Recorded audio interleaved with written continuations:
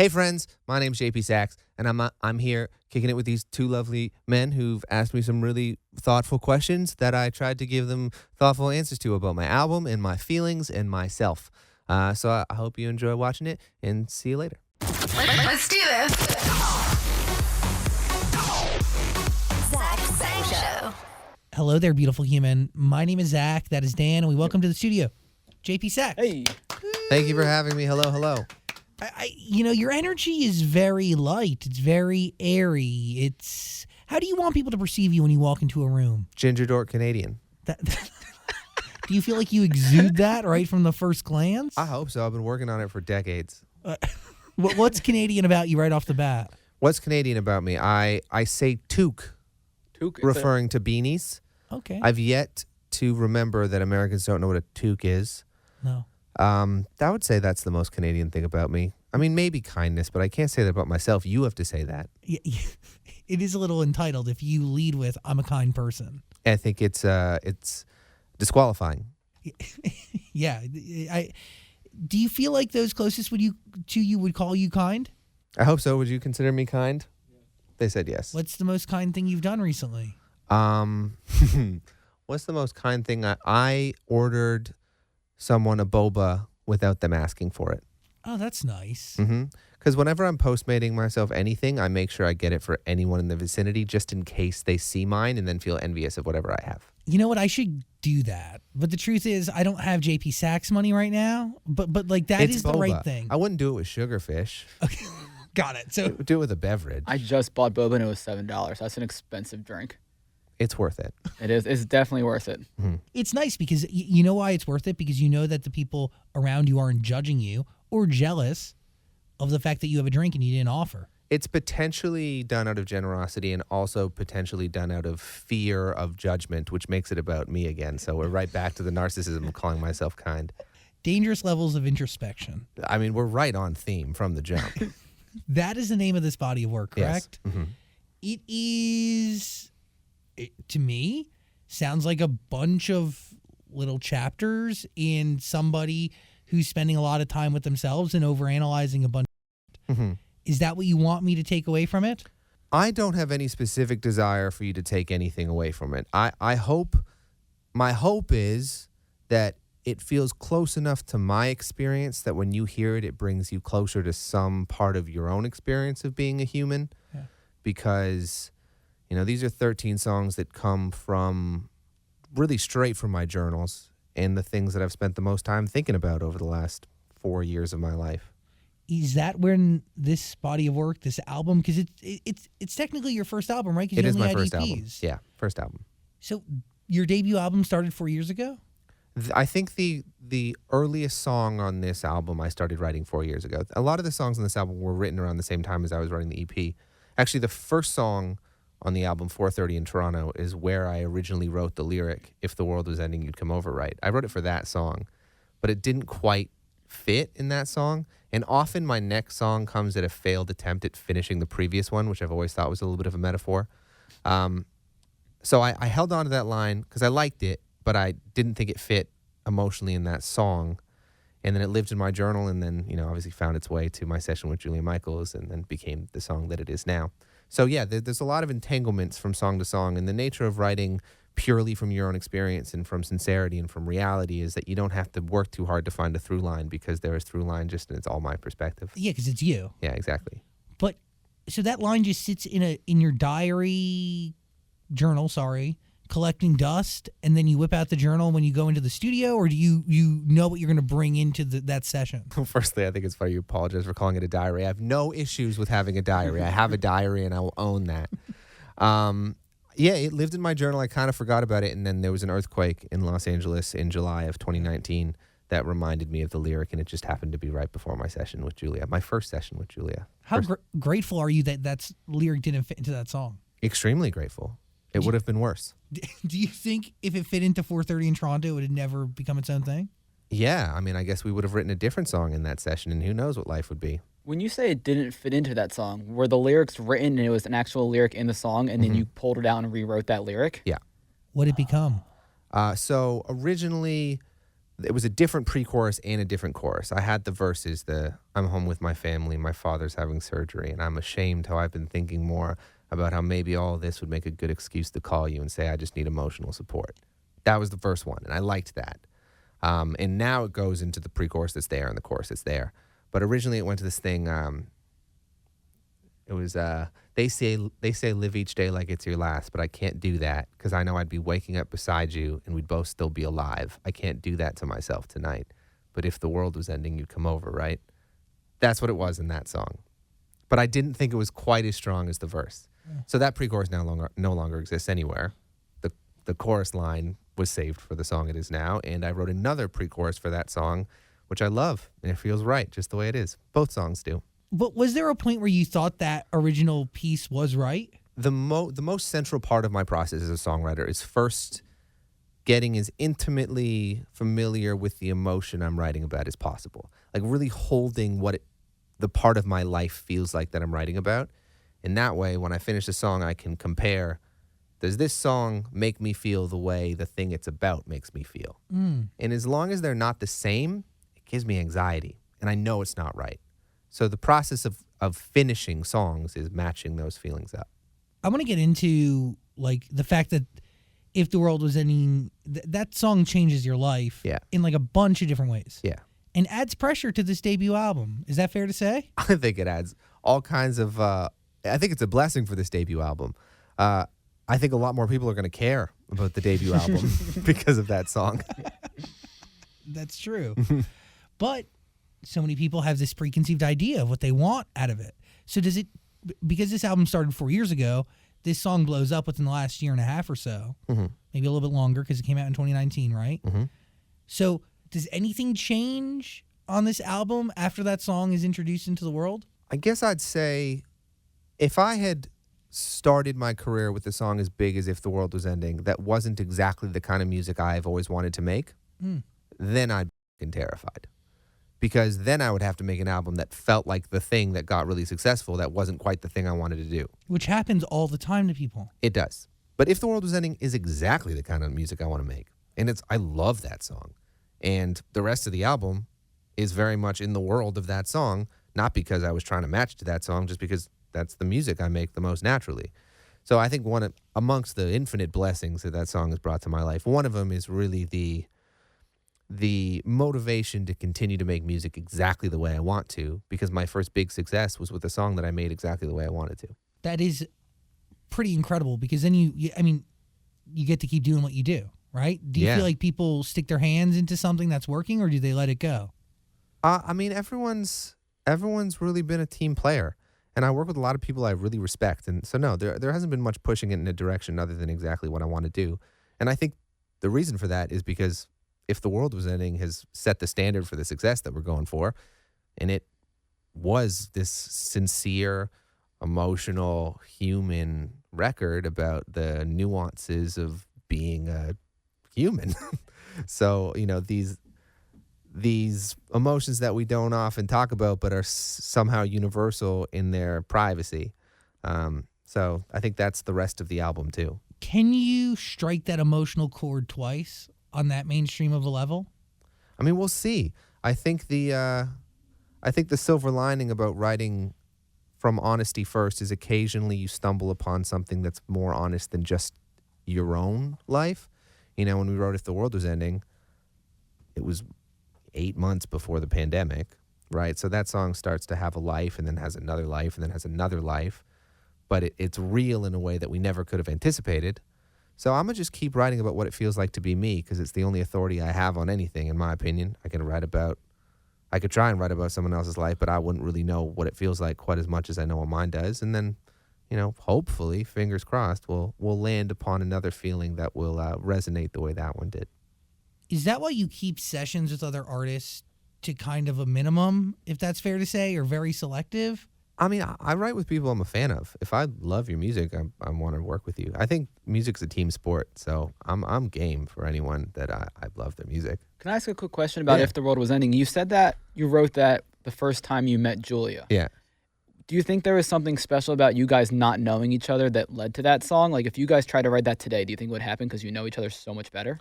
I don't know. It's hard to say. I do think that was probably the most influential day of my life.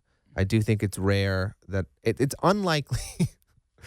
It's unlikely that any day will ever have quite as many impacts on my life as, getting a Grammy nomination and a girlfriend in one day. Wow. Do you change as an artist after it? What do you learn? From that song, from that session, I mean, Both. Or all of it, to be honest, because, yeah, I mean, I've always been very influenced by Julia before I even knew her, because I think she's the most influential songwriter of our generation. Truth. So being so close to her process, I've learned a ton from, and I really admire her as a creative. And it's, that song has also opened doors for me to see a lot of people who I admire work.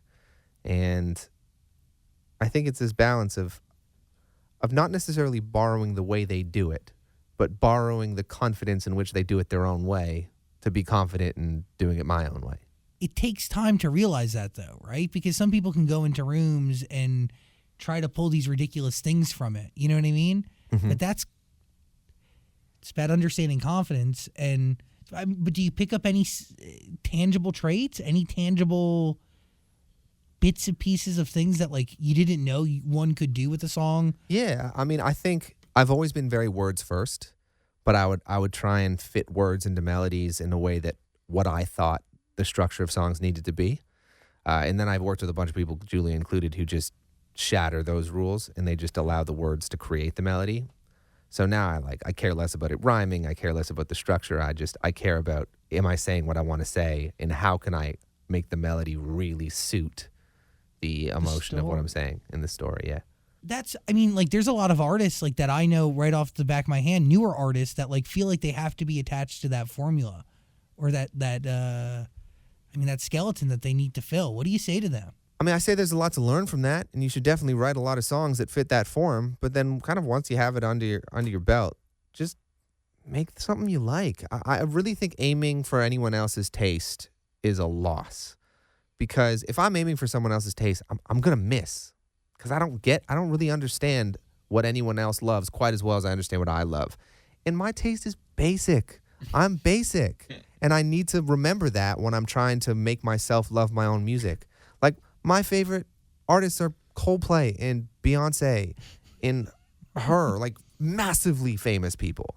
So if I can make myself love my own music, I'm basic. It's other people will like it too. Who is Emily? Let's dive into the album. Sick. That's a very good question, because we love Emily. She's one of my best friends. Okay, so you're sending her a message. That is the hype track for the heartbroken being embodied in my friend Emily. Okay. How do you you live that story through her, through what she gives to you? Well, yeah, I mean, she was actually driving me to the session that I wrote that song in, and she was talking about an unideal version of a loving relationship, and we were talking about how it was possible for it not to suck, how it was possible it was possible for love to get better when love wants you back. And love will always get better than a love that doesn't want you back. But it's hard to remember when you're so deep into something that is, toxic love is very romanticized in 2021. Very popular, having its moment. And so I think we trick ourselves into thinking that's what it's supposed to be, but it's not. So I was talking about this with Emily, and she dropped me at my session, and then I kind of kept talking about it, and then out came the song. So you're talking about toxic love, or this one for any sort of love, even if it's toxic? No, I'm talking about how, and I'm talking about how she should not go back to a love that hurts her, because it's in letting go of that you leave room for a love that will not. It's true, but it's hard. People go back to what they know. I totally understand, and I think the reason that For Emily is in the place on the album that it is it comes right after me talking about how bad I was at going through my own heartbreak, and the only reason I had anything to suggest to Emily is because I had messed it up every possible way. Does that order come naturally, or do you place that afterwards? How does that work out? I made the track listing a few hundred times. I made the track listing so many times that, you notice tracks 7, 8, 9 are all connected. No, 8, 9, 10 are all connected. And I really wanted there to be a section of the album where there were interludes and it all flowed into itself.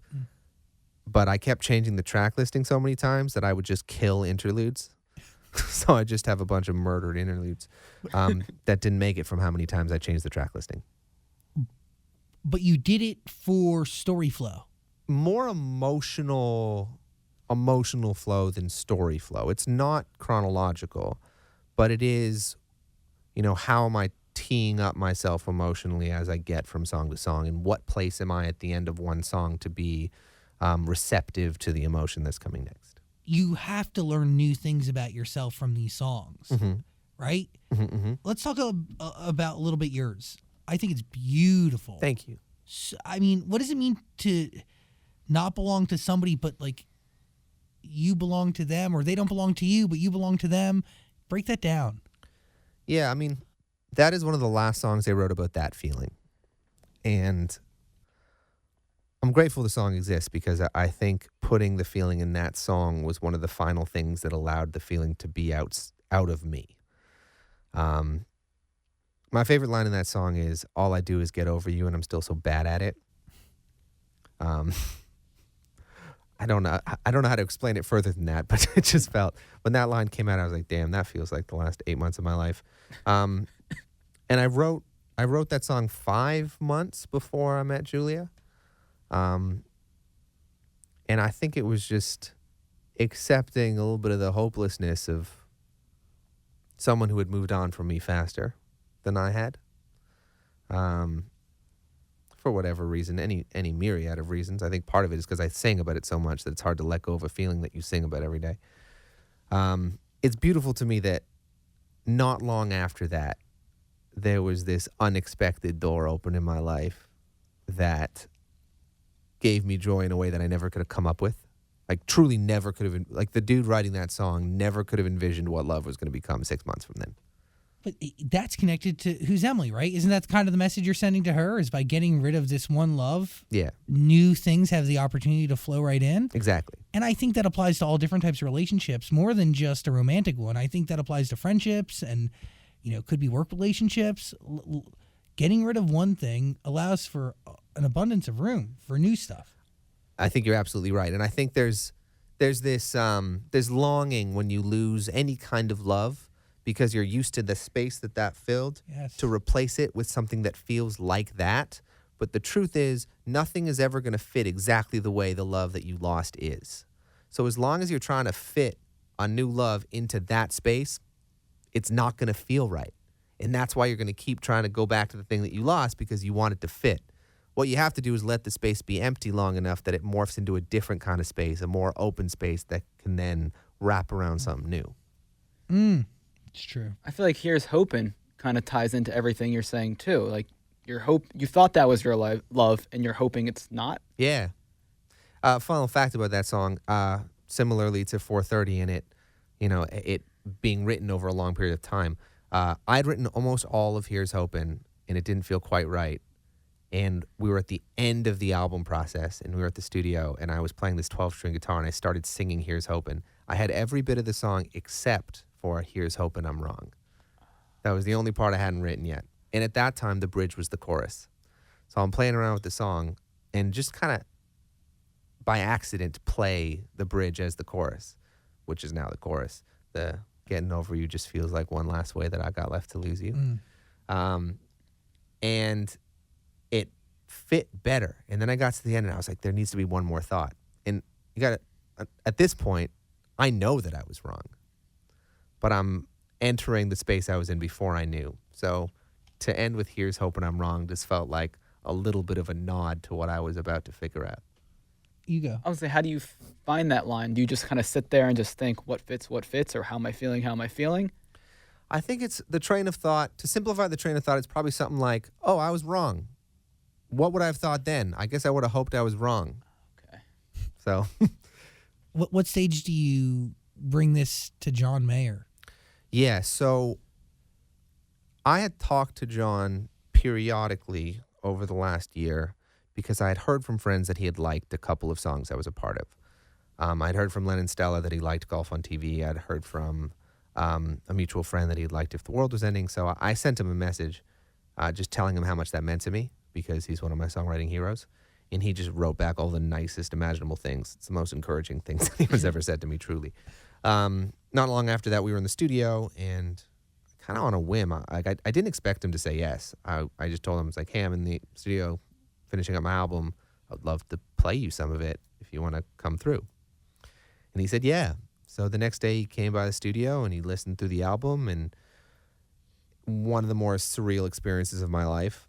And Here's Hopin' resonated with him, and he picked up his guitar and he played on it. And now I get to have the person who made a lot of the music that made me fall in love with songwriting in the first place be a part of my debut album, which is it's cooler than I know how to describe.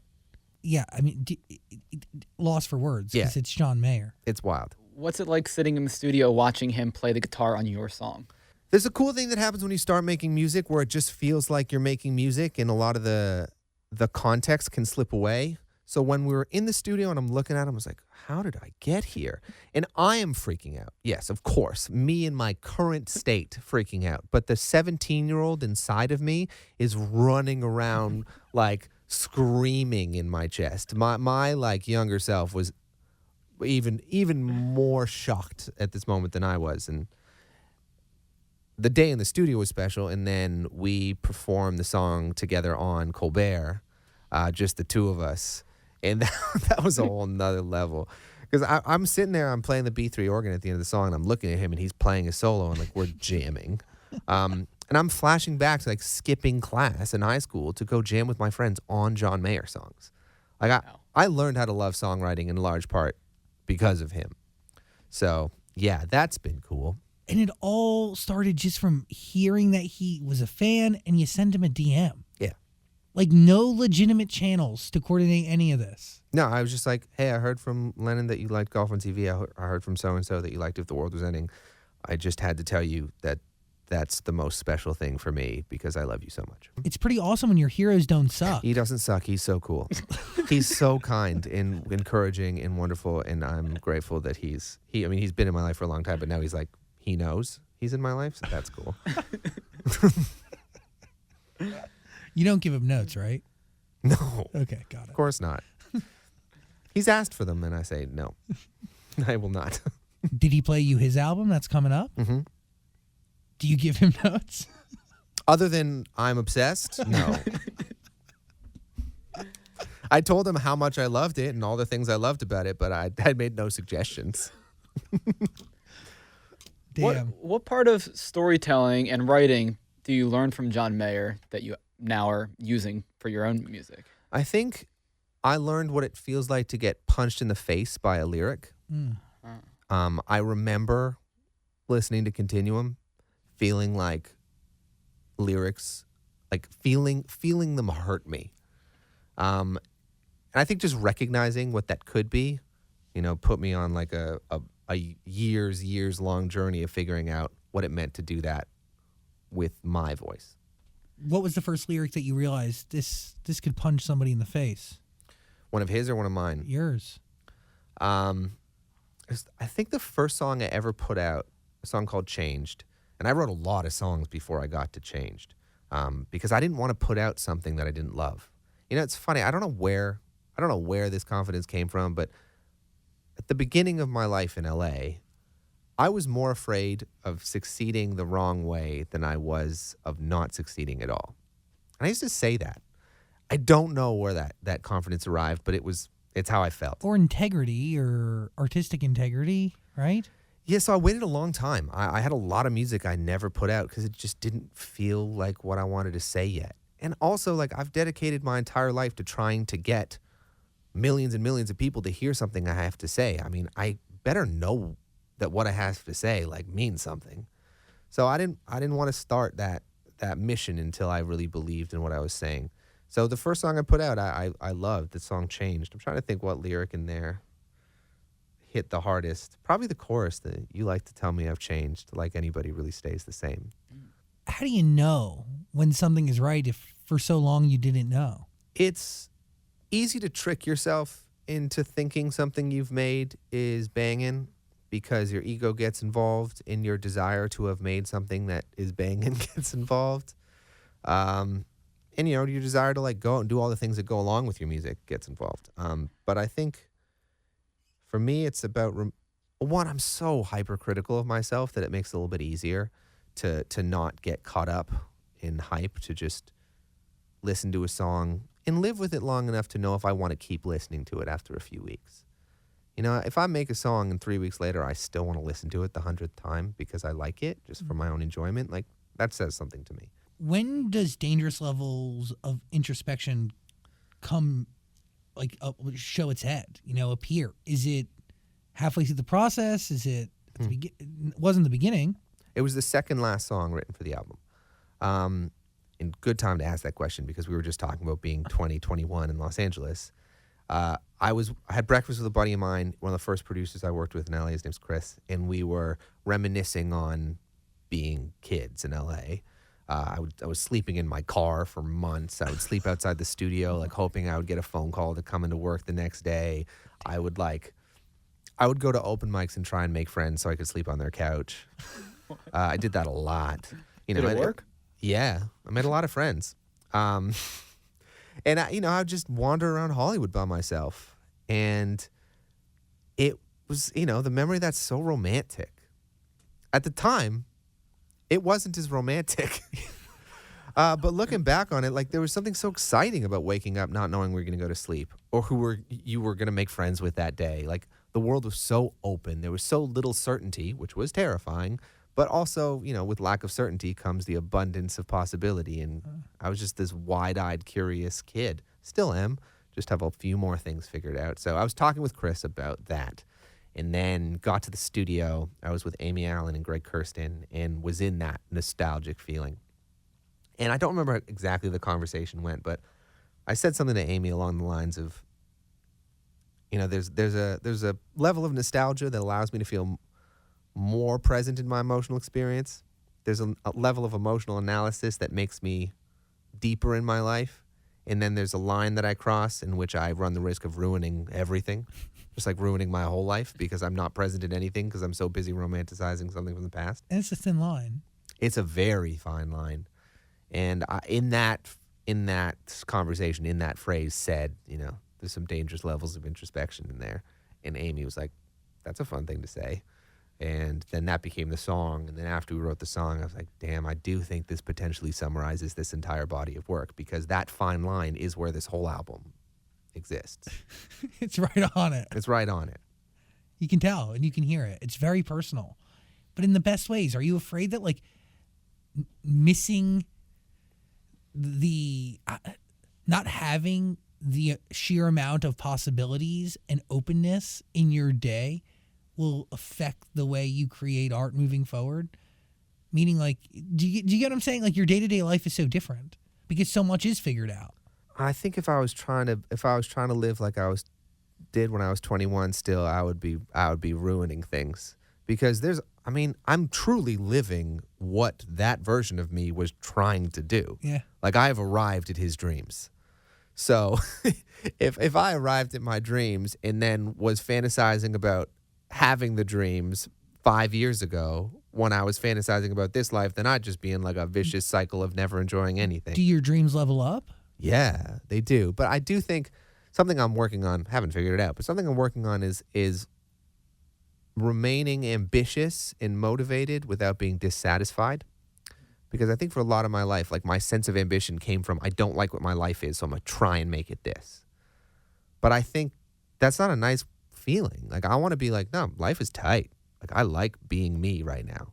This is a lovely moment in life. But also, I want to play stadiums and I want to be at a festival somewhere, like at an upright piano back-to-back with Chris Martin singing a medley of Yellow and If the World Is Ending. Like, we're going to get there. And I want to fight to get there and, maintain that ambition. But I don't want to do it at the loss of enjoying what life looks like right now also.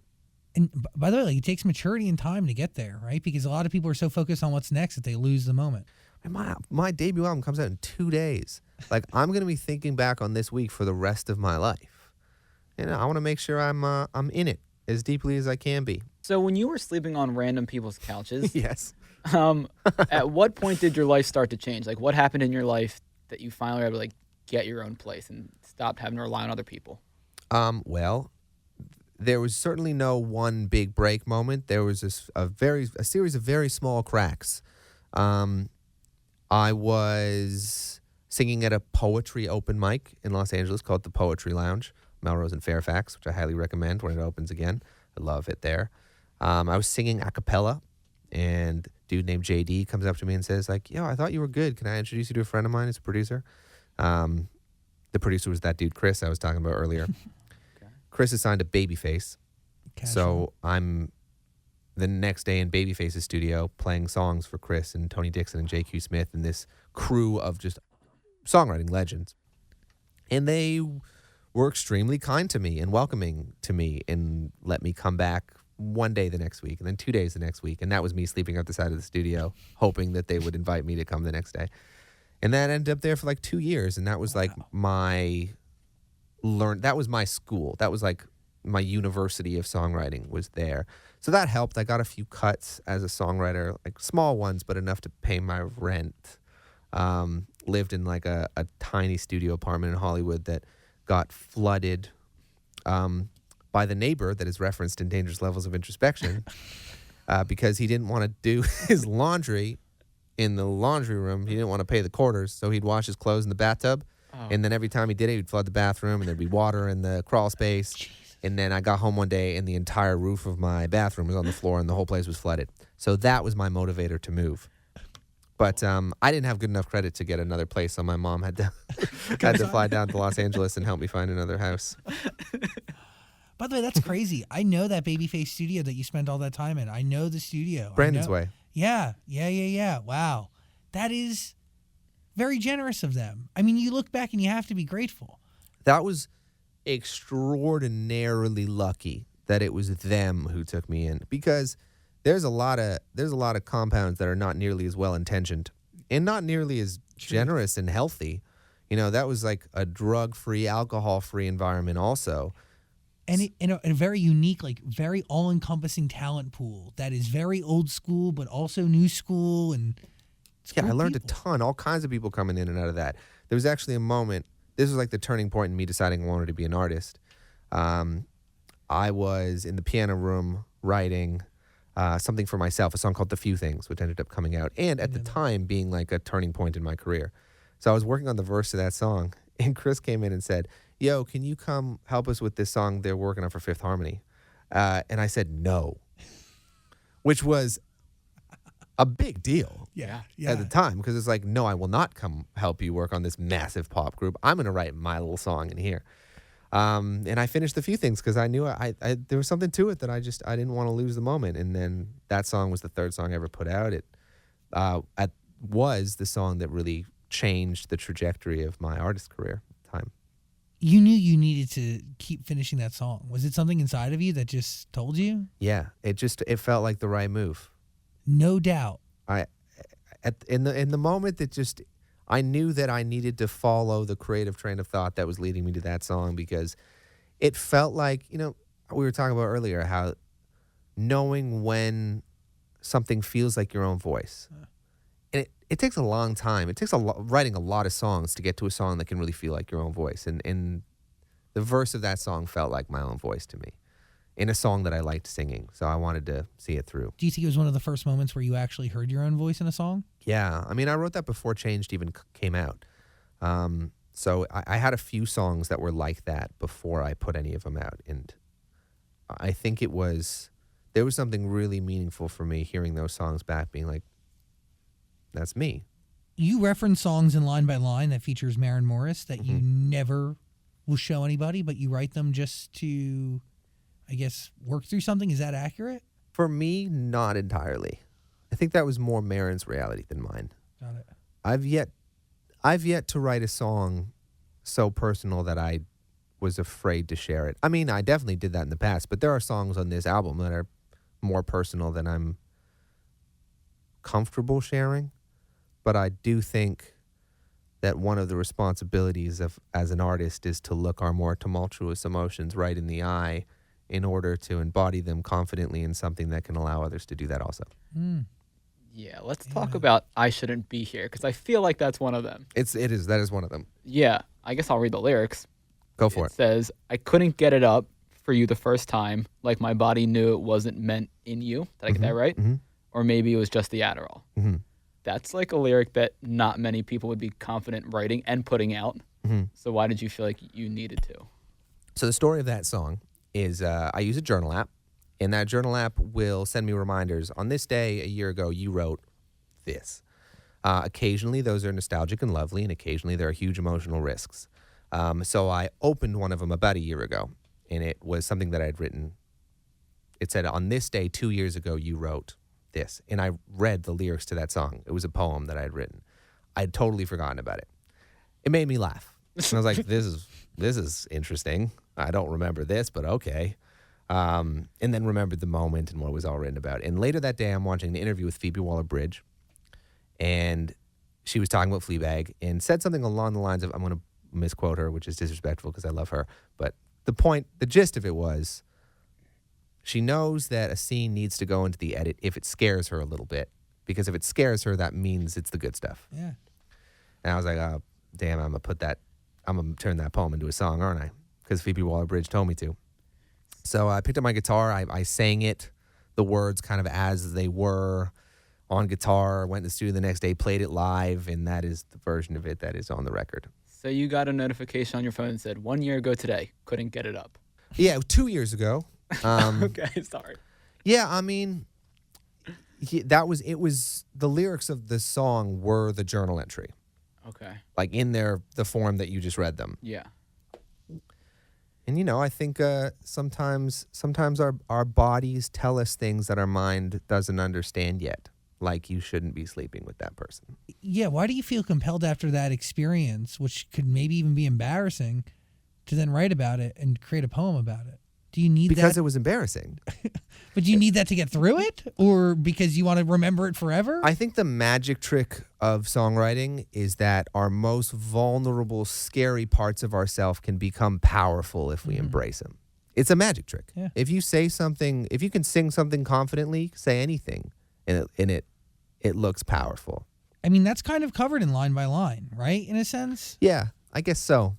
To a certain degree, I mean, you essentially you attach lyrics to direct emotions, and Yeah, and to that song specifically, I Shouldn't Be Here, is a very tangible example of something, a very strong example of something that I try and do, and that I believe is meaningful in songs across the board, which is I want to say the thing that I know is real to me, but if I'm a little bit afraid to say it, then I know it's real to someone else who's also afraid to say it. Yeah. And that's why this song matters to them, because it brings them closer to a part of themselves that they're afraid of. When I listen to your lyrics, you can you see exactly what you're talking about. There's a lot of songs you listen to them, I'm like, I don't know what the hell these people are saying, which isn't a bad thing. But when you write, it's like, I can picture every single thing he's talking about. Is that something you go for? Is that just naturally happen? Do you kind of have to force yourself into that? No, I don't want it to feel mysterious. Yeah. I personally, for me, I think going for mystery is kind of sexy lying.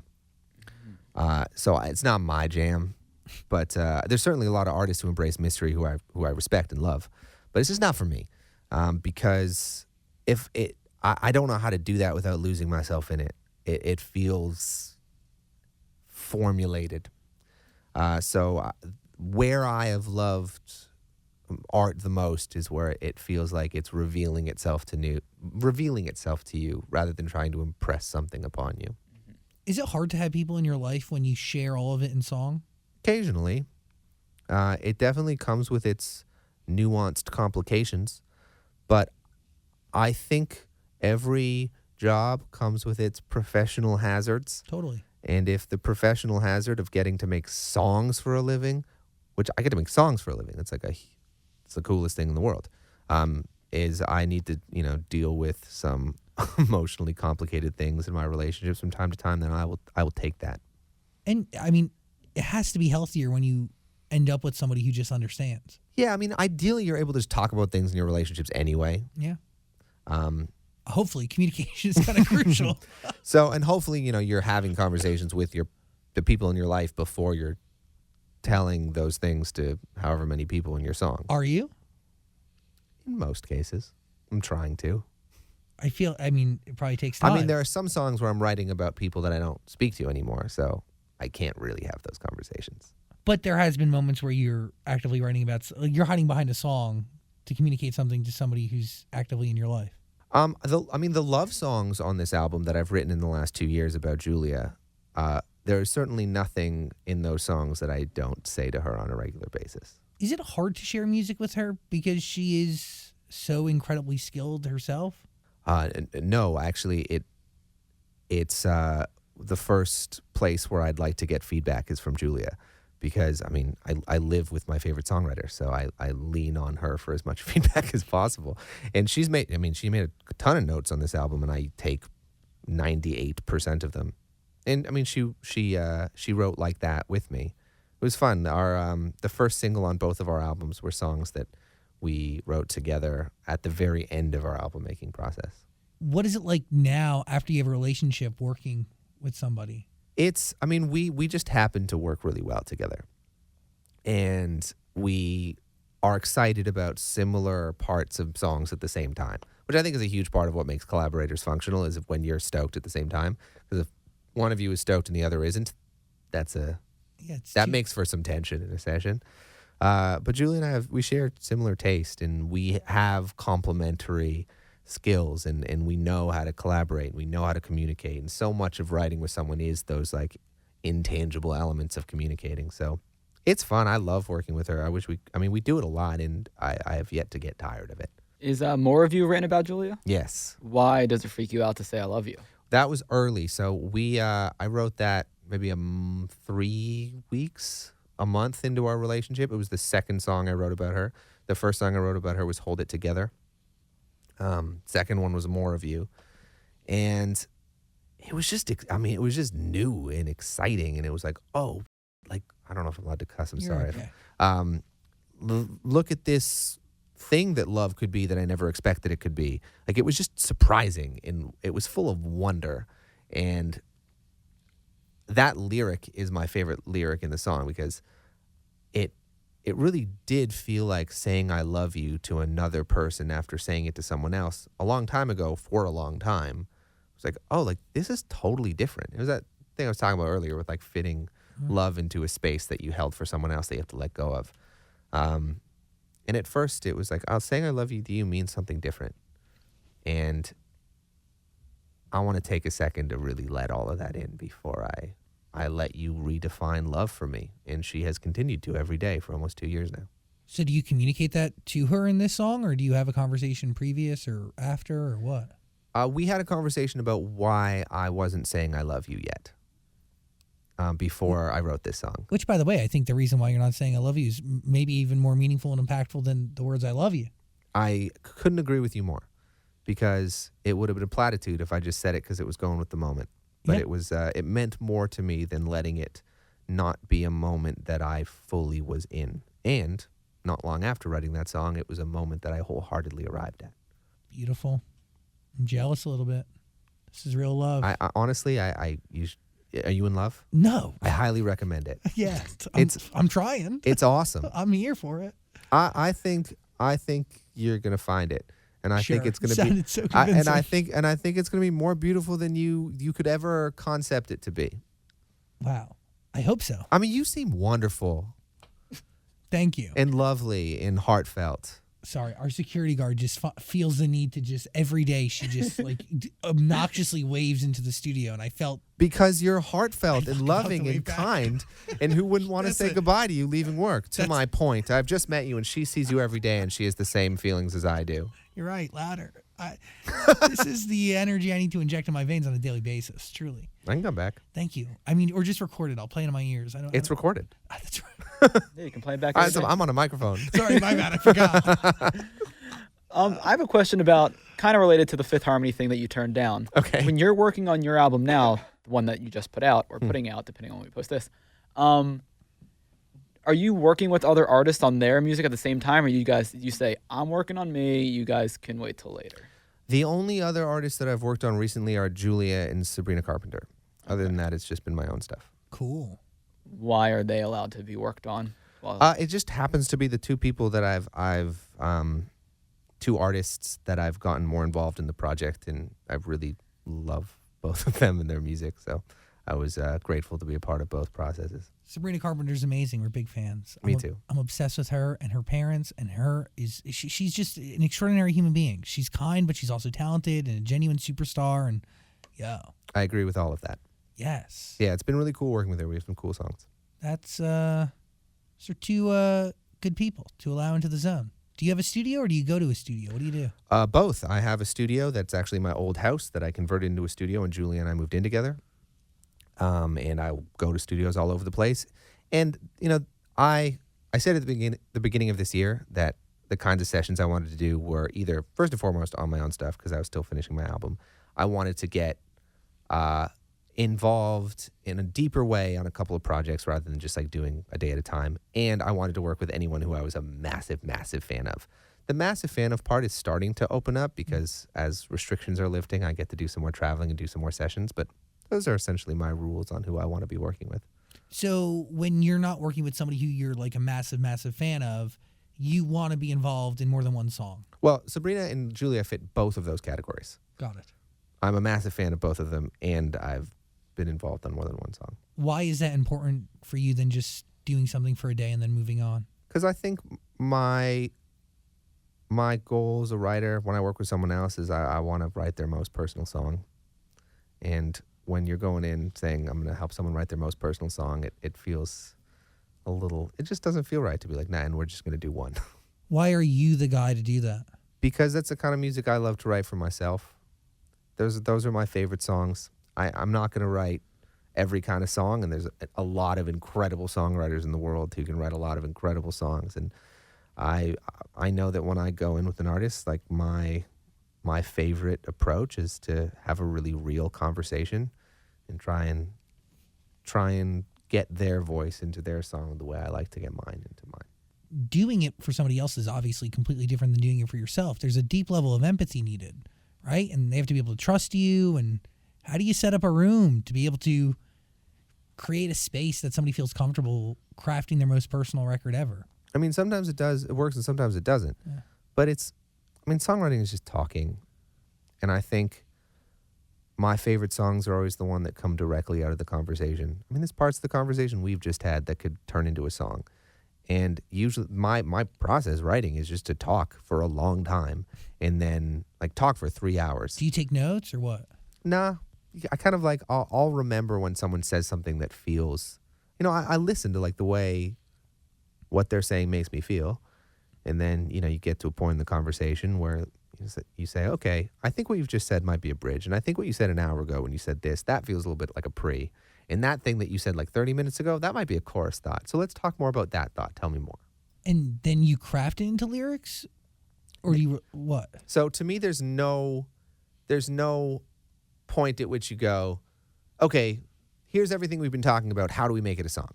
That's not the approach. It's here's everything what we're talking about. What did we say? That's the verse. Okay. But you still need to craft that into something, or do you or the conversation is the conversation is the song.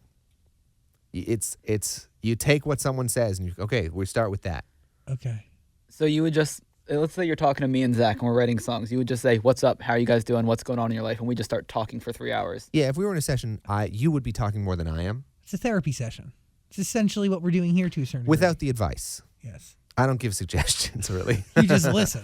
Yeah, I mean, listen, talk. You just talk. You just, talk. You talk about what it feels like to be yourself. And then, you try and bottle a little bit of that up into a song. Do you have to push Julia and Sabrina to be a little more open and honest in their lyrics? I mean, both of them are incredible songwriters. No, so. not songwriters, like opening up and being super honest like you are in your lyrics. Well, one, Julia, that's Julia's approach before it's mine. Oh, yeah, she wants to kill our exes. Yeah, we wrote that together, actually. It's crazy. I know, it's weird, right? Strange dynamic of songwriters dating.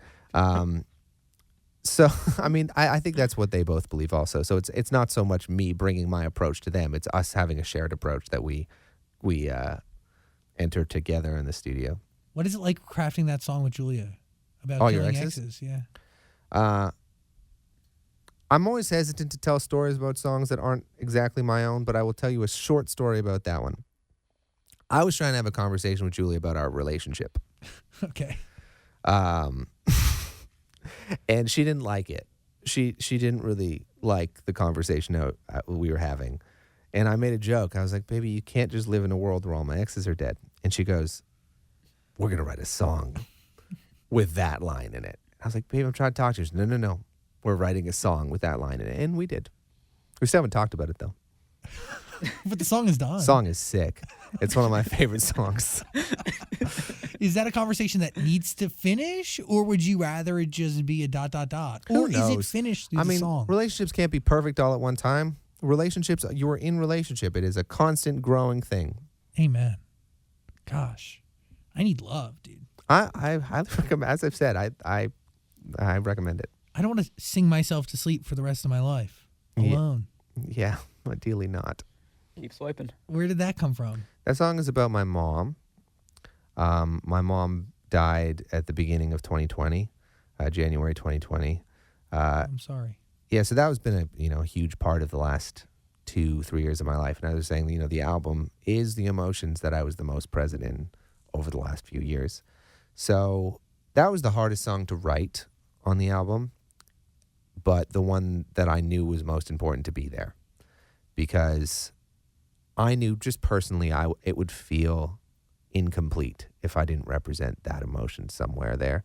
But it took me a long time to write it because I didn't know how to bottle up that feeling yet, because it was a feeling I didn't really want to look at or have or because it's really sad. It's the hardest thing to accept and to process. Yeah. So it happened at there's no good time to have a parent die, but it happened at a strange time because it was right before my EP came out. And then I went on tour in Europe, and then I got back from Europe and we went right into quarantine. So there was a lot of compartmentalization happening. So yeah, I took me a long time to write that song, and it took a lot of journaling and a lot of writing it the wrong way, but knowing that it would be cathartic for me in some way, because that's how I've always figured out my feelings.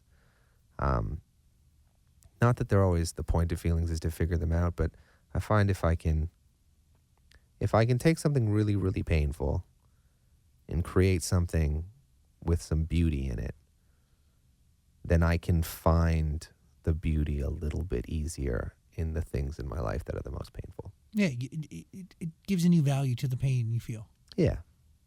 Who do you share the song with first once it's done? I think Julia was the first person I played that song for.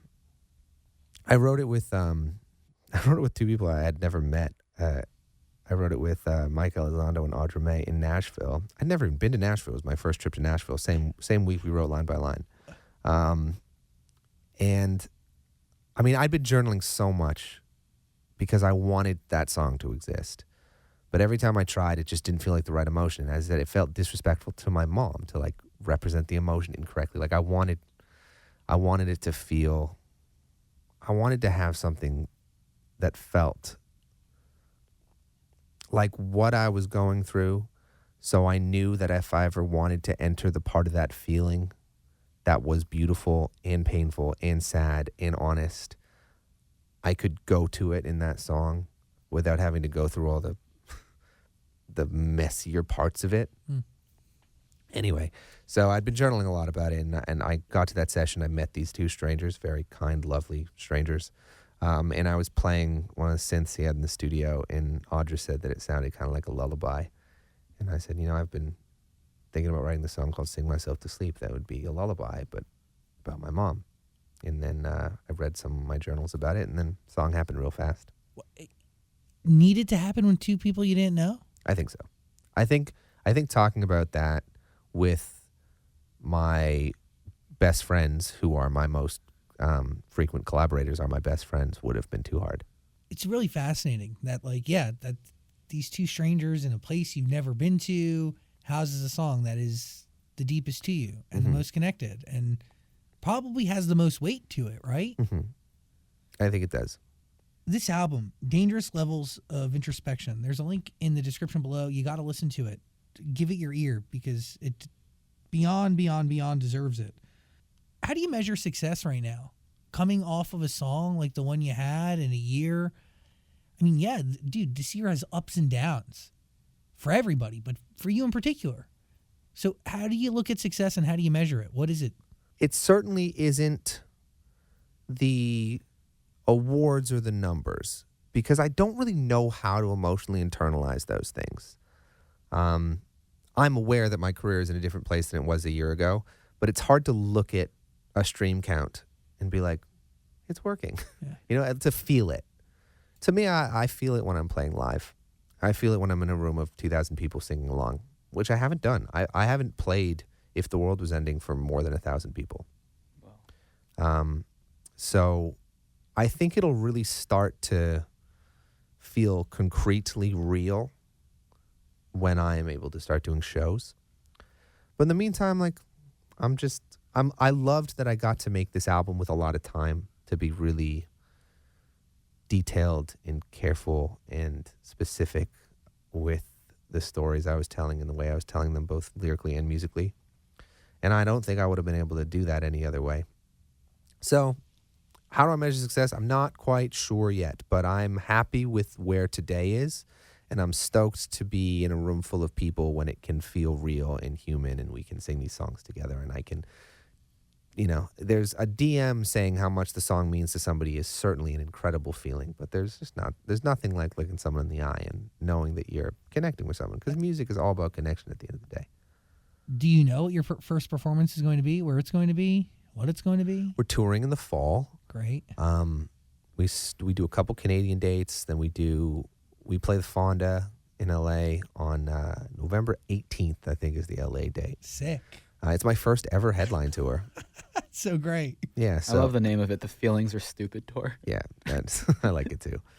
It's the name of my company, Feelings Are Stupid Inc. But they're not stupid. They're actually money. There are a lot of things, money being one of them. It's not feelings are stupid in like a judgmental way, like feelings are stupid. It's feelings are stupid in like a tone of voice of someone having far too many of them, like, ugh, feelings are stupid. Like. You got to say it like that. The ugh is important. Ughs are important to me. I think ugh is my second favorite lyric in If the World Was Ending, is when Julie goes, ugh, it's been a year now. It's a very, very, it's a lot in that ugh. There's emotion. It sets the tone. Yeah. We can do a lot with the ugh. Hey, beautiful human, thanks for watching our full interview, but I get it. Like, a full interview is a lot. So we got a clips channel. We don't expect you to watch the full thing anymore, so we just gave you the highlights. Please subscribe and notifications and all that stuff. Okay, cool. I love you.